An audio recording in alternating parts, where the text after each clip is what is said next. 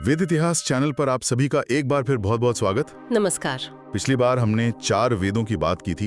ऋग्वेद, यजुर्वेद, सामवेद, अथर्ववेद। विशाल ग्रंथ हैं ये। हाँ बिल्कुल।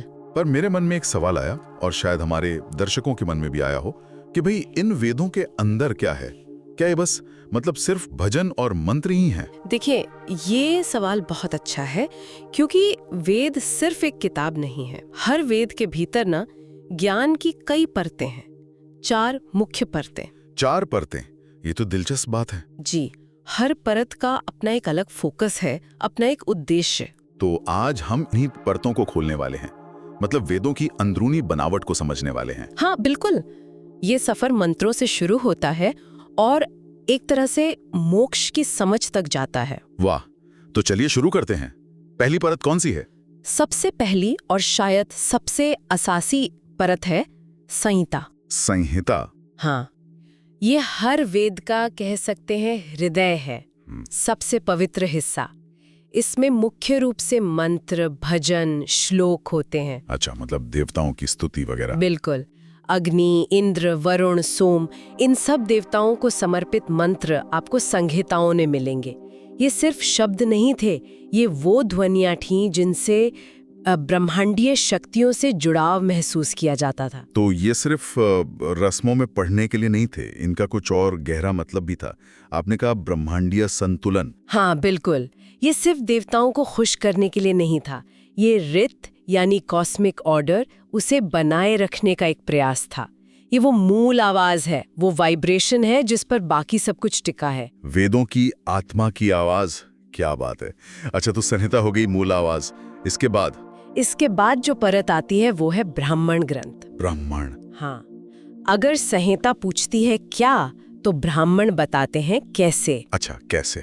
मतलब संहिता में जिन यज्ञों और अनुष्ठानों का जिक्र है, उन्हें करना कैसे है, उसकी पूरी विधि, प्रक्रिया, ये सब ब्राह्मण ग्रंथों में समझाया गया है। पूरी डिटेल में? हाँ, काफी विस्तार से। किस मंत्र का प्रयोग कब करना है, आहुति कैसे देनी है, हर चीज का विधान। और सिर्फ विधि ही नहीं, उसके पीछे का अर्थ क्या है, उसका प्रतीकात्मक क्या है, ये भी बताते हैं। ये दिलचस्प है। मतलब सिर्फ मैकेनिकल प्रोसेस नहीं था, उसके पीछे एक सोच थी। बिल्कुल। ब्राह्मण ग्रंथ ये दिखाते हैं कि वेद सिर्फ कविता या मंत्र नहीं है, बल्कि ये कर्म से जुड़े हैं, उद्देश्यपूर्ण कर्म। हर छोटी से छोटी क्रिया का भी एक गहरा मतलब था। कहीं ये कर्मकांड बहुत जटिल तो नहीं हो गया? मतलब लोग विधि में न उलझ जाएं? ये एक संभावना तो हमेशा रहती है, और ऐसा हुआ भी। लेकिन ब्राह्मणों का मूल उद्देश्य अर्थ समझाना था, ताकि कर्मकांड सिर्फ बाहरी दिखावा न रह जाए। समझ गया। तो संहिता की भावना को ब्राह्मणों ने क्रिया और अर्थ दिया। अब तीसरी परत थोड़ी अलग है, वो है आरण्यक। आरण्यक मतलब अरण्य यानी जंगल से जुड़ा हुआ। हाँ बिल्कुल। इन्हें वन पुस्तकें भी कहते हैं। ये उन ऋषियों के लिए थीं जो समाज से थोड़ा दूर वनों के एकांत में रहते थे, चिंतन मनन करते थे। तो ये सिर्फ जगह बदलने की बात नहीं थी, सोच में भी बदलाव था। बिल्कुल सही। आरण्य के एक बड़ा शिफ्ट दिखाते हैं। यहाँ बाहरी कर्मकांड जो ब्राह्मणों में मुख्य था, उससे ध्यान हटकर आंतरिक चिंतन पर आ जाता है। मतलब यज्ञ वगैरह कम हो गए। हाँ, या यूं कहिए कि यज्ञ का रूप बदल गया। अब जोर इस बात पर था कि उन यज्ञों का प्रतीकात्मक अर्थ क्या है, उन्हें अपने अंदर कैसे करें। ये एक तरह से कर्म ब्राह्मण और ज्ञान उपनिषद के बीच का पुल है। अच्छा, तो ये मन को तैयार कर रहे थे आगे की चीज के लिए। कम कर्म, अधिक चिंतन वाली बात। एकदम सही। ये मन को गहरे आध्यात्मिक सत्यों के लिए तैयार करते हैं। और फिर आता है शिखर, उपनिषद। सुना है इन्हें वेदों का सार कहते हैं। बिल्कुल। उपनिषद वेदों के अंतिम भाग हैं, और इन्हें वेदांत भी कहा जाता है। वेद का अंत या सार, ये वो हिस्सा है जहां कर्मकांड या विधि विधान पीछे छूट जाते हैं। और फोकस किस पर होता है? फोकस होता है ज्ञान पर, दर्शन पर। उपनिषद सीधे बड़े सवाल पूछते हैं। मैं कौन हूँ? ये आत्मा क्या है? इस दुनिया के पीछे का सच, वो परम सत्य ब्रह्म क्या है? ये तो वो सवाल हैं जो इंसान आज भी पूछ रहा है। हाँ, इसीलिए उपनिषद आज भी इतने प्रासंगिक हैं। इनमें आत्मा और ब्रह्म की एकता, मोक्ष यानी मुक्ति कैसे मिले, इन सब पर गहरा विचार है।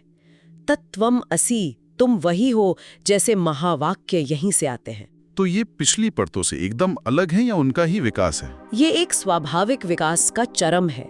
यात्रा संहिता के मंत्रों से शुरू हुई, ब्राह्मणों में कर्मकांड और अर्थ मिला, आरण्यकों में चिंतन गहरा हुआ और उपनिषदों में वो परम ज्ञान में बदल गया।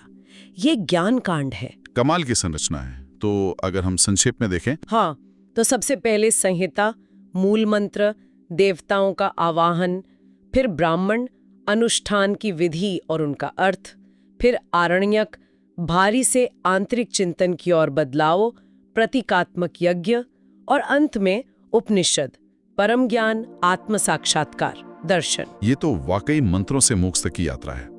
हर परत हमें ज्ञान और खुद को समझने के एक कदम और करीब ले जाती है। बिल्कुल। ये दिखाता है कि वैदिक ऋषियों की समझ कितनी गहरी थी कि ज्ञान धीरे धीरे परत दर परत खुलता है। और ये सोचने पर मजबूर करता है, क्या आज की भागदौड़ भरी जिंदगी में भी हमें इसी तरह भारी कर्म और आंतरिक चिंतन के बीच एक संतुलन बनाने की जरूरत नहीं है? खैर, जल्दी फिर मिलेंगे एक और गहरी चर्चा के साथ। तब तक यात्रा का आनंद लें।